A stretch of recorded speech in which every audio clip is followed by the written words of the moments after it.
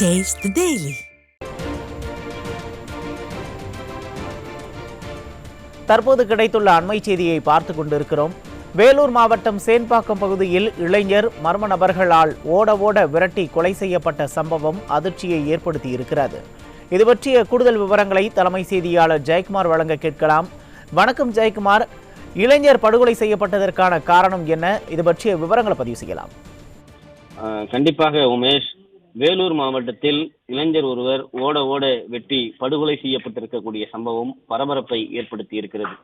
திமுக ஆட்சிக்கு வந்த பிறகு சட்டம் ஒழுங்கு சந்தி சிரிக்கக்கூடிய அளவில் நாள்தோறும் ஒவ்வொரு மணிக்கும் பல்வேறு இடங்களில் வெட்டுவதும் குத்துவதும் கொலைகளமாக தமிழகம் மாறி இருக்கிறது. வேலூர் மாவட்டம் சேன்பாக்கம் ராகவேந்திரா கோயில் பின்புறம் ஒரு நபர் ஓட வெட்டி கொலை செய்யப்பட்டிருக்கிறார்.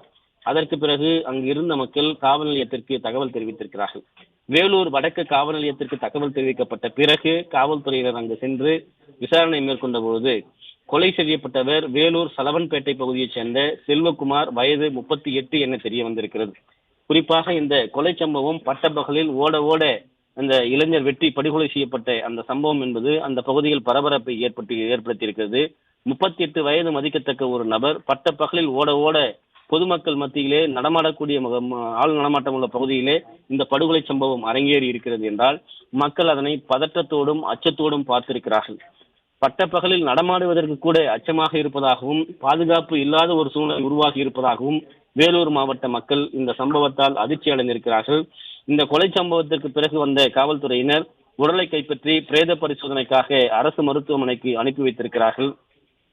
அதே நேரத்திலே இந்த சம்பவம் தொடர்பாக குற்றவாளிகள் தப்பி சென்றிருக்கிறார்கள். குற்றவாளிகள் யார் என்பது குறித்து அடையாளம் காணப்பட்டு உடனடியாக அவரை கைது செய்யப்பட வேண்டும் என்று அந்த உறவினர்கள் கோரிக்கை வைத்திருக்கிறார்கள். அந்த நபர் துடிக்க இந்த கொலை சம்பவத்திலிருந்து, இந்த தாக்குதல் சம்பவத்திலிருந்து எப்படியாவது தப்பிவிடலாம் என்று ஓடி இருக்கிறார். ஆனால் பின்தொடர்ந்த அந்த குண்டர் கும்பல் தொடர்ந்து அவரை சரமாரியாக வெட்டி சாய்த்திருக்கிறது. இரத்த வெள்ளத்தில் துடிக்க பரிதாபமாக அவர் சரிந்து கீழே விழுந்து உயிரிழந்திருக்கிறார். இந்த சம்பவம் என்பது முன்விரோதம் காரணமாக நடைபெற்றதா அல்லது வேறு ஏதாவது காரணங்கள் இருக்கிறதா?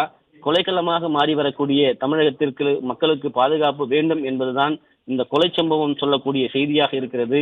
தொடர்ந்து வேலூர் மாவட்டத்தில் இந்த போன்ற சம்பவங்கள் அடிக்கடி நடந்து வருவதாகவும், ஏற்கனவே ஒருபுறம் மணல் மாஃபியாக்களுடைய அட்டகாசம் அதிகமாக இருப்பதாக பல்வேறு புகார்களும் பல்வேறு பிரச்சனைகளும் அந்த பகுதியில் உருவெடுத்து வருகிற நிலையில் தற்போது தொடர்ந்து கொலை நடந்து வருவதால் பதற்றம் ஏற்பட்டிருப்பதாகவும் அச்சமடைந்திருப்பதாகவும் மக்கள் வேதனை தெரிவித்திருப்பது குறிப்பிடத்தக்கது.